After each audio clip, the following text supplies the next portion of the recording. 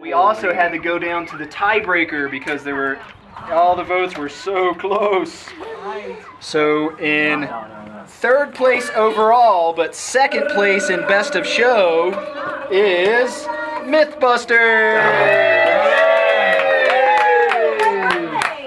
And second place overall, third place best in show, Bumpy the Pirate.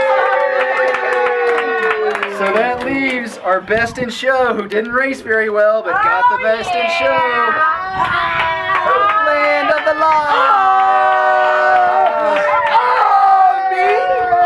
Me? Oh, here we go.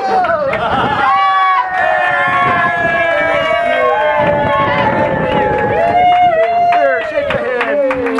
Congratulations. Boat builder. We have a new annual champion.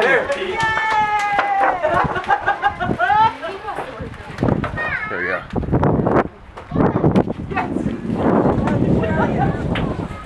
Wow. Thank you. That's great. I'm gonna hold on to this for Sweet. Hold on, you still recording? Yep. I find it ironic, the one